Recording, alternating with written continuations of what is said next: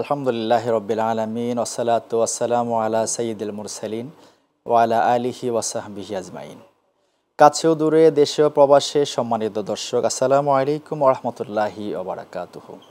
জনপ্রিয় TV channel my টিভির অনন্য আয়োজন হক কথা অনুষ্ঠানে আপনাদের সবাইকে জানায় প্রীতি ও শুভেচ্ছা। প্রতিদিন জীবন ঘনিষ্ঠ কিছু বিষয় নিয়ে আপনাদের সম্মুখে আমরা উপস্থিত হই। আজকে আমরা যে বিষয়টি নিয়ে কথা বলবো সেটি হলো শিরক। শিরকের পরিচয়, শিরক কাকে বলে। আল্লাহ রাব্বুল আলামিন আমাদেরকে পৃথিবীতে পাঠিয়েছেন তার ইবাদত করার জন্য, কিন্তু আমরা আল্লাহর ইবাদত করতে গিয়ে এমন কিছু কাজ করে ফেলি যেগুলোকে ইবাদত মনে করে আমরা পালন করি, যেগুলো মোটে ইবাদত না, শিরকের পর্যায়ে পড়ে, বিদআতের পর্যায়ে পড়ে। আমাদেরকে এই বিষয়ে অবশ্যই সতর্ক হওয়া দরকার। সেই সতর্ক করার জন্যই আজকেই এই ক্ষুদ্র সময়ে ব্যাপক একটি বিষয় নিয়ে আমরা কথা বলবো, চেষ্টা করব এই বিষয়টা নিয়ে আমরা পরিচয় তুলে ধরার জন্য, নিজেদেরকে আরেকটু সচেতন করার জন্য। শিরক কাকে বলে? শিরক শব্দটির অর্থ হচ্ছে অংশীদার স্থাপন করা, পাঠ করা, ডিভাইড করা। আশরাক ও শুরাকা ও বহুবচন থেকে শিরকটা এসেছে। অর্থাৎ আল্লাহ রাব্বুল আলামিন যে স্রষ্টা, আল্লাহ রাব্বুল আলামিন যে আমাদের সৃষ্টিকর্তা, আল্লাহর সাথে অন্য কাউকে অংশীদার স্থাপন করা। অর্থাৎ আল্লাহর যে রুবুবিয়াত, উলুহিয়াত, আল্লাহ রাব্বুল আলামিনের যে ক্ষমতা, শ্রেষ্ঠত্ব, আল্লাহ রাজা ধীরাজ, আল্লাহর এই যে বাদশাহীর সাথে, রাজা ধীরাজ সাথে, ক্ষমতার সাথে অন্য কাউকে জোড়ে দেওয়া, অন্য কাউকে অংশীদারিত্ব স্থাপন করা। শুধুমাত্র আল্লাহ রাব্বুল আলামিনের ইবাদত না, আল্লাহর ইবাদত করার পাশাপাশি অন্য কারো ইবাদত করারটার নাম হচ্ছে শিরক। এটা মোটেও উচিত নয়, কারণ শিরক এমন একটি গুনাহ, এমন একটি অপরাধ, এমন একটি অপরাধ, আল্লাহ রাব্বুল আলামিন সকল গুনাহ মাফ করে দিতে পারেন, কিন্তু শিরকের গুনাহ তিনি মাফ করবেন না, কখনো না। কেউ যদি শিরক করার পরে তওবা যদি না করে, নতুন করে যদি কালিমা না পড়ে, তাহলে সে যত ইবাদত বন্দি করেছিল সকল ইবাদত বন্দিগুলো ধ্বংস হয়ে যাবে, নষ্ট হয়ে যাবে। শিরক এমন একটি গুনাহ, আমরা যদি নামাজ পড়ি, রোজা রাখি, ইবাদত বন্দি যাই করি না কেন, সকল কিছু আমরা করলাম, কিন্তু শিরক করার কারণে সকল ইবাদত নষ্ট হয়ে যাবে। নাউজুবিল্লাহি মিন যালিক। সেদিন রোজ হাশরের মাঠে মানুষ দেখবে তাদের আমলনামাসমূহ। সেদিন আমলনামাসমূহ যখন তারা দেখবে যে তার আমলনামা পুরা শূন্য। সেদিন তার আমলনামাসমূহ পুরা খালি। হ্যাঁ, সেদিন তারা দেখবে আমলনামা খালি, শূন্য, কিছুই নাই। আল্লাহ রাব্বুল আলামিন বলছেন, ওয়ালাউ আশরাকু লাহাবিতা আনহুম মা কানু ইয়ামালুন। তারা সেদিন রোজ হাশরের মাঠে দেখবে তাদের আমলটামা নষ্ট হয়ে গেছে। যারা শিরক করেছিল তাদের সকল আমলগুলো ধ্বংস হয়ে গেছে। কেন ধ্বংস হয়ে গেল? শুধুমাত্র শিরক করার কারণে। সেদিন তারা শূন্য দেখতে পারবে। সে হজ করেছে প্রতি বছর, সে নামাজ পড়েছে, রোজা রেখেছে, জাকাত দিয়েছে, যা কিছু করলো সকল কিছু নষ্ট হয়ে গেছে। সেদিন দেখবে শূন্য হয়ে গেছে। আল্লাহ রাব্বুল আলামিন বলেন, ইন্নাল্লাহা লা ইয়াগফিরু আন ইউশরাকা বিহি ওয়া ইয়াগফিরু মা দুনা যালিকা লিমান ইয়াশা। আল্লাহ রাব্বুল আলামিন শিরকের গুনাহ ছাড়া সব গুনাহ তিনি মাফ করতে পারেন যদি চান। তিনি শিরকের গুনাহ কখনো মাফ করবেন না। শিরক হচ্ছে আল্লাহ রাব্বুল আলামিনের প্রতি জুলুম করা। শিরক এমন একটি গুনাহ যা আল্লাহর উপর বান্দা জুলুম করে। যে আল্লাহ সৃষ্টি করেছেন, যে আল্লাহ আমাদেরকে লালন করেছেন, পালন করাচ্ছেন, যিনি আমাদেরকে নিঃশ্বাস প্রশ্বাস চালিয়েছেন, যিনি আমাদেরকে অক্সিজেন দিচ্ছেন, যিনি আমাদেরকে বিনা শর্তে, বিনা পুঁজিতে, বিনা টাকা পয়সায়, স্বার্থের বিনিময়ে তিনি আমাদেরকে অক্সিজেন দিচ্ছেন, আমাদের খাওয়াচ্ছেন, পড়াচ্ছেন, বাঁচিয়ে রাখছেন, এত সুন্দর জীবন দিয়েছেন। সে আল্লাহকে বাদ দিয়ে আমরা যখন আরেকজনের ইবাদত বন্দি করব, এটা কি আল্লাহর উপর জুলুম নয়? আল্লাহর উপর কি এটা কি? অবশ্যই জুলুম। আল্লাহ রাব্বুল আলামিন এটা মাফ করবেন না। অন্য যত গুনাহ আছে হয়তো বা গ্যাপ হলে আল্লাহ রাব্বুল আলামিন মাফ করতেও পারেন। নামাজ যদি কেউ ছেড়ে দেয়, আল্লাহ রাব্বুল আলামিন চাইলে নামাজের গুনাহ মাফ করতে পারেন, হয়তোবা। এটা কিন্তু করে দিবেন শিওর না, মাফ করতেও পারেন। রোজা না রাখলে হয়তো বা আল্লাহ মাফ করে দিতেও পারেন। কিন্তু আপনার শিরিক যদি কেউ করে, তার এই শিরিকের গুনাহ মাফ করবেন না। শিরিকের গুনাহ মাফ করবেন না, কখনো না। নামাজ না পড়লে অন্য কোনো ইবাদত নষ্ট হবে না। তার মানে কি আমরা নামাজ ছেড়ে দিব? না, বোঝানোর জন্য বলছি। রোজা যদি কেউ না রাখে, তাহলে তার নামাজ, হজ, জাকাত, অন্য কোনো কিছু নষ্ট হবে না। তার মানে রোজার জন্য রোজা ছেড়ে দিলে আল্লাহর কাছে জবাব দিতে হবে, তার জন্য শাস্তি গ্রহণ করতে হবে। নামাজ ছেড়ে দিলে তার জন্য শাস্তি পেতে হবে। কিন্তু কেউ যদি শিরিক করে, তার শিরিক করার কারণে তার নামাজ, রোজা, হজ, জাকাত সব কিছু নষ্ট হয়ে যাবে, কিচ্ছু রাখবে না। আল্লাহ হাবিতা আনহুম মা কানু ইয়ামালুন, তার সকল ইবাদতগুলো নষ্ট হয়ে যাবে, সকল ইবাদতগুলো আল্লাহ রাব্বুল আলামিন ধ্বংস করে দেবেন। বিশ্বনবীকে জিজ্ঞাসা করেছিল যে সবচেয়ে বড় গুনাহটা কি? বিশ্বনবী বলছেন, সাআলতু রাসূলুল্লাহি সাল্লাল্লাহু আলাইহি ওয়াসাল্লাম আইয়ু যামবি আকবার ইনদাল্লাহি তাআলা ক্বালা আতাজআলু লিল্লাহি নিদা ওয়া হুয়া খালাকাকা আও কামা ক্বালা আলাইহিস সালাতু ওয়াসসালাম। বুখারী। অর্থাৎ সবচেয়ে বড় গুনাহটা কি? বড় গুনাহটা কি? বিশ্বনবী সাল্লাল্লাহু আলাইহি সাল্লাম বলেছেন যে আল্লাহ তোমাকে সৃষ্টি করেছেন, তৈরি করেছেন, লালন করেছেন, পালন করেছেন, ওই আল্লাহকে বাদ দিয়ে তুমি যদি অন্য কাউকে খোদারূপে গ্রহণ করো, এটা হচ্ছে তোমার সবচেয়ে বড় জুলুম, বড় গুনাহ। অর্থাৎ শিরিক করাটা, আল্লাহর সাথে অন্য কাউকে মিলানো, অংশীদার স্থাপন করা, আল্লাহকে বাদ দিয়ে অন্য কাউকে ইবাদত বন্দেগী করা, আল্লাহ ছাড়া অন্য কারো কাছে কোনো কিছু চাওয়া, তা হচ্ছে সবচেয়ে বড় শিরক। কোনো জিন্দা পীর, মৃত পীর কোনো মানুষকে কিছু দিতে পারবে না, দিতে পারবে একমাত্র আল্লাহ রাব্বুল আলামিন। তাহলে চাইতে হবে আল্লাহর কাছে। তিনি যাকে ইচ্ছা চান ছেলে দেন, যাকে ইচ্ছা মেয়ে দেন। ইয়াহাবুলি মাইয়া শাহ ইনাসা ইয়াহাবুলি মাইয়া শাহ ও জুকুরা। আল্লাহ রাব্বুল আলামিন যাকে মন চায় ইচ্ছা করেন তিনি ছেলে দেন, যাকে মন চায় তিনি মেয়ে দেন। তাহলে কাউকে যদি ইচ্ছা করেন তিনি ছেলে মেয়ে দুইটা দেন, আবার কাউকে ছেলে মেয়ে কিছুই দেন না, এটা আল্লাহর খুশি। কোনো মানুষকে ছেলে মেয়ে দিতে পারে না, কখনো না। তাহলে আমাদের কনসেপ্ট ক্লিয়ার করতে হবে, আমাদের কনসেপ্ট পরিষ্কার করতে হবে। আল্লাহ রাব্বুল আলামিন যে আমাদেরকে দিতে পারেন, শুধুমাত্র আল্লাহর কাছে চাইতে হবে, আল্লাহর কাছে বলতে হবে, আল্লাহর কাছে মনের আকুতি আমাদেরকে জানাইতে হবে, কোনো মানুষের কাছে না, কোনো মানুষের কাছে না। দেখা যায় আমাদের সমাজে কিছু মানুষ আছে দরগায় গিয়া, দুর্গায় গিয়া পীরের পায়ে সিজদা দেয়। নাউজুবিল্লাহ, নাউজুবিল্লাহ। কোনো মানুষের পায়ে কোনো মানুষ সিজদা দিতে পারে না। সিজদা দিলে সাথে সাথে ঈমান চলে যাবে। যে সিজদা দিবে সেটা হচ্ছে ফেরাউন, যেটা সিজদা নিবে ওটা হচ্ছে নমরুদ। ঈমান চলে যাবে দুইটার একসাথে। বুঝে দাও আর না বুঝে দাও। কেউ যদি বুঝে যদি শিরিক করে, তার যেরকম গুনাহ হবে, ইবাদত আমল নষ্ট হয়ে যাবে। না বুঝে করলে ইবাদত আমল নষ্ট হয়ে যাবে। একজন আরেকজনকে বুঝে কোপ দক অথবা না বুঝে কোপাক, ক্ষতি হবে কিনা? অবশ্য হবে। তাহলে শিরিকটা এরকম, বুঝে শিরিক করক আর না বুঝে শিরিক করক, অবশ্যই তার আমল নষ্ট হয়ে যাবে, বরবাদ হয়ে যাবে। আমল নামায় কবরের ভিতর, অর্থাৎ রোজ হাশরের মাঠে শূন্য দেখতে পাবে। এই জন্য সবসময় সতর্ক থাকতে হবে, সব সময় আমাদেরকে সতর্ক এবং কি একেবারে সিকিউর থাকতে হবে, যাতে আমার আমলগুলো নষ্ট না হয়ে যায়, আমার ইবাদতগুলো যাতে নষ্ট না হয়ে যায়। আল্লাহ রাসূল সাল্লাল্লাহু আলাইহি সাল্লাম বলছেন, লা তুশরিক বিল্লাহি ওয়া ইন কুতিলতা ওয়া ইন হুররিকতা। তোমরা আল্লাহর সাথে শিরিক করিও না। শিরিক ভয়াবহ গুনাহ। আমরা কী কী কারণে শিরিক হয়ে ইবাদত নষ্ট হয়ে যায়, শিরিকের কয়েকটি বিষয় নিয়ে আমরা আলোচনা তুলে ধরবো আবার ইনশাআল্লাহ। শিরিক খুব গুরুত্বপূর্ণ একটি বিষয়। একটা পর্বে আসলে শিরিকের আলোচনা করলে শেষ হয় না। আমরা পরবর্তীতে আরও আলোচনা করা যায় কিনা আমরা চেষ্টা করবো আলোচনা তুলে ধরার জন্য।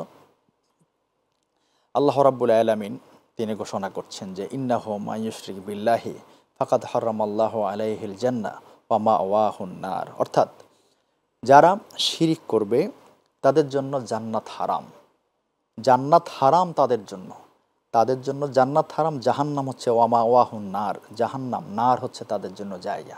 অর্থাৎ শিরিক করবে, এখানে অন্য কিছু বলা হয় না আপনি সেই ইবাদত সব কিছু করলেন এটা দিয়ে বেঁচে যাবেন, হবে না, কখনো না। শিরিক করছে তো সাথে সাথে সব শেষ হয়ে যাবে। শিরিকটা এমন জিনিস, আপনার কোনো ইবাদত করতে হলে আপনার ঈমান লাগবে। শিরিক করার কারণে ঈমান নষ্ট হয়ে যায়। তাহলে যদি ঈমানে না থাকে, আপনার যত ইবাদত করা হয়, যত আমল করা হয়, কোনো কিছু তো কাজে লাগবে না। আমরা বুঝি না, বুঝাইতে পারি না, মনে হয় নাচানাচি করতেছে, এগুলোই ইবাদত, এগুলোই আমল। আসলে কত ভয়াবহ জুলুমাতের ভিতরে, অন্ধকারের ভিতরে নিমজ্জিত আছে মানুষগুলো। আসলে কে বুঝাবে?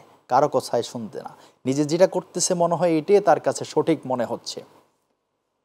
তাহলে শিরিক করার কারণে জান্নাত হারাম, তার জায়গা হবে জাহান্নামে। জান্নাত হারাম হয়ে গেলে জায়গা জাহান্নাম, অটোমেটিক এটাই তো বোঝায়। ঈমান যদি না থাকে, যতই আপনি এখানে নামাজ পড়ক, রোজা রাখো, হজ করো, যাকাত দাও, মানে যা কিছু করা হোক, নফল ইবাদত করক, সাদকা করক, কোনো কিছু আপনার কাজে আসবে না। একটি সৈন্য যদি, একটি এক যদি দেয়া হয়, একের ডান পাশে একটা সৈন্য দিলে 10, দুইটা সৈন্য দিলে 100, তিনটা সৈন্য দিলে 1000, এভাবে সৈন্য যত বাড়বে একের মান তত বাড়বে।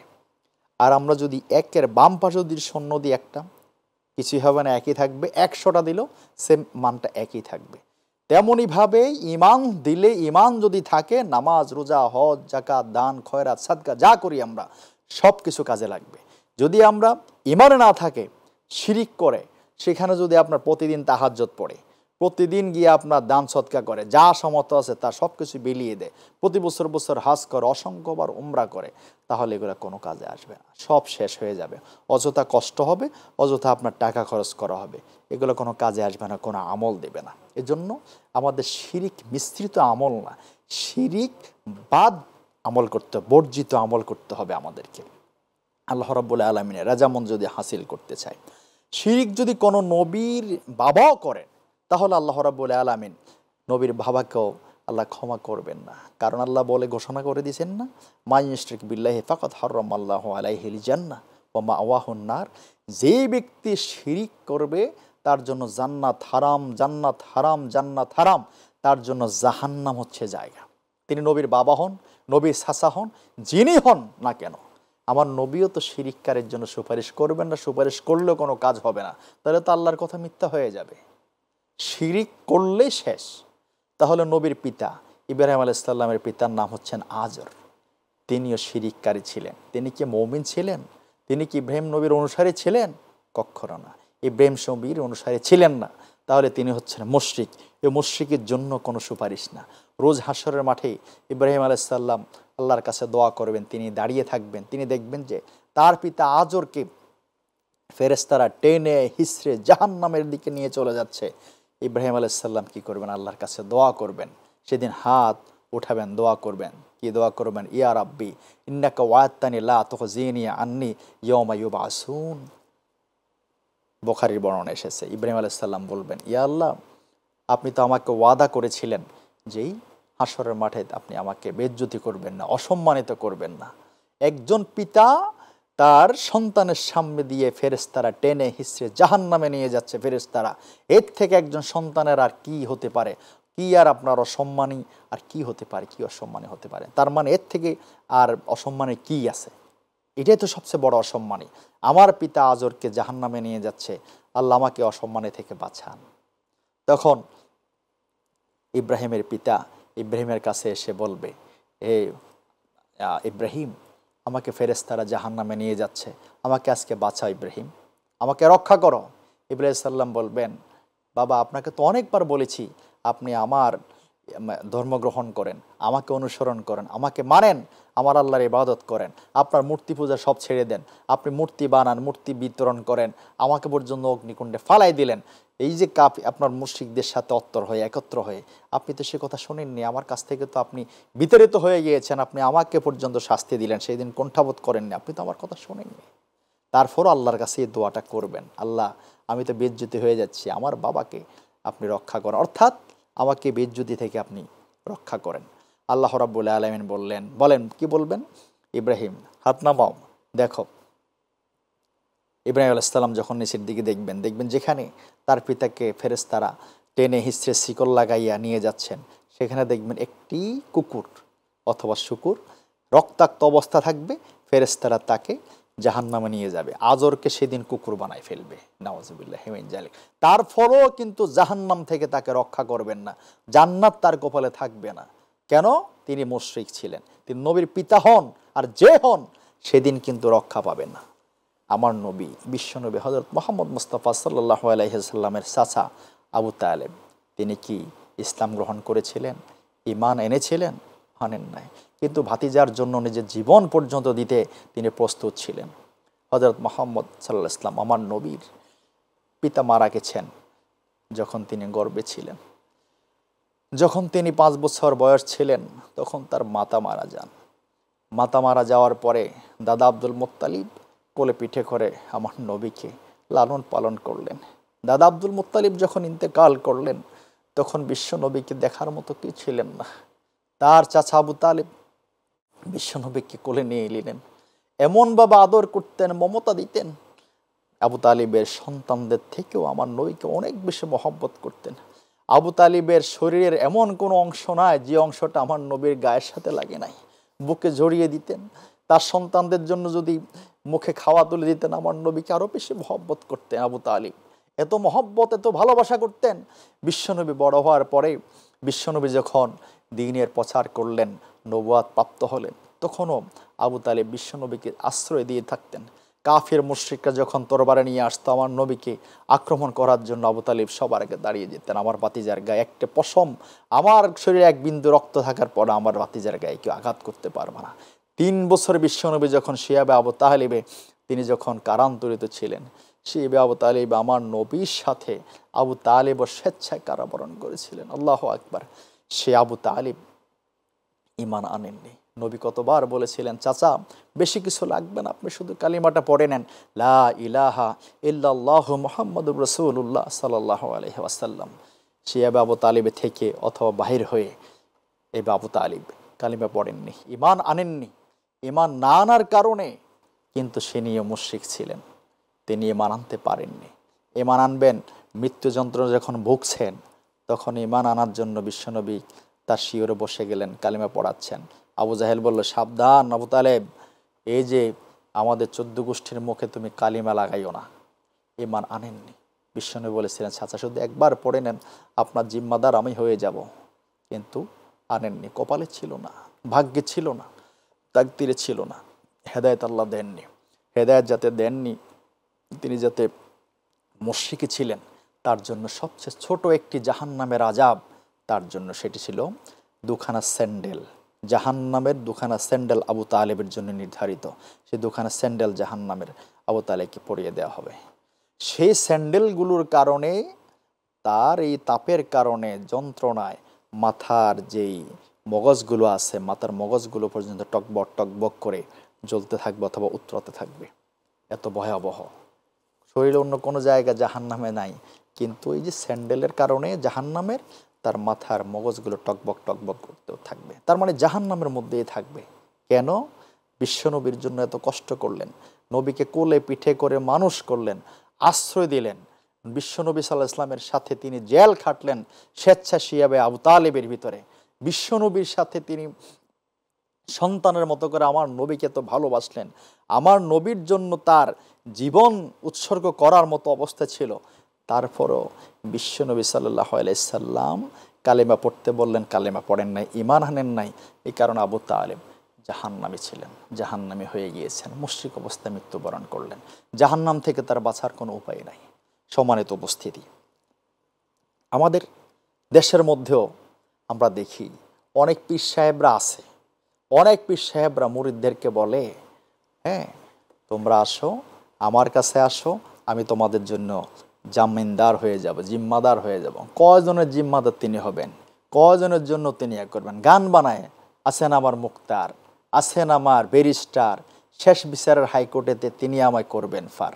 এভাবে ঢোল পেটে ঢাক পেটে সিজদানে করে, নাওয়াজুবিল্লাহি মিন জালিক। আমার নবী তো কোনো মানুষের সিজদা নেন নাই, কোনো সাহাবাই কারাম কোনো মানুষের সিজদা নেননি, 4 মাযহাবের কোনো ইমাম কোনো মানুষের সিজদা নেননি। নিয়েছেন বুখারী, মুসলিম, ইবনে মাজাহ, তিরমিজি, নাসাই শরীফ, আবু দাউদ শরীফ, এইভাবে আরও যে হাদিসের কিতাবগুলো আছে, মিশকাতুল মাসাবির থেকে শুরু করে মুস্তাদরাকে হাকিম, ওর কত কিতাবের একটি হাদিসও নাই যে বিশ্বনবী কোনো মানুষের সিজদা নিয়েছেন, সাহাবাই কারাম কোনো মানুষের সিজদা নিয়েছেন। সিজদার মালিককে? আল্লাহ রাব্বুল আলামিন। ওয়াকাদা রব্বুকা আল্লাহ তা'বুদু ইল্লা ইয়াহু ওয়া বিল ওয়ালিদাইনি ইহসানা। ওয়াকাদা রব্বুকা আল্লাহ তা'বুদু ইল্লা ইয়াহু। আল্লাহ ছাড়া, আল্লাহ আইন করে দিচ্ছেন, কাজী হিসাবে নির্দেশনা দিচ্ছেন, তিনি আইন জারি করে দিচ্ছেন, আল্লাহ ছাড়া কারো ইবাদত করা যাবে না, আল্লাহ ছাড়া কাউকে সিজদা দেওয়া যাবে না, আল্লাহ ছাড়া কারো কাছে কিছু চাওয়া যাবে না, একমাত্র শুধুমাত্র আল্লাহর কাছে চাইতে হবে, আল্লাহর কাছে চাইতে হবে। সম্মানিত উপস্থিতির জন্য সকল অবস্থায় আমরা ইবাদত সতর্ক সজাগ দৃষ্টি রাখবো, কোনো অবস্থায় যেন শিরক যেন আমাদের দ্বারা না হয়ে যায়। আমরা যা করব, কম করবো ইবাদত, কমপক্ষে এইটা মাথায় রাখবো, আমরা আল্লাহ সন্তুষ্টির জন্য করতেছি, আল্লাহ ছাড়া অন্য কারোর জন্য যাতে আমার ইবাদত না হয়ে যায়, শিরিক মিশ্রিত কোনো ইবাদত, কোনো আমল যেন আমার দ্বারা না হয়ে যায়। আল্লাহ রাব্বুল আলামিন আমাদেরকে কবুল করুন। শিরিক বর্জিত, ঈমান নির্ভর আমল করার তৌফিক দান করুন। ওমা তৌফিক ইল্লা বিল্লাহ। আসসালামু আলাইকুম ওয়া রাহমাতুল্লাহি ওয়া বারাকাতুহু।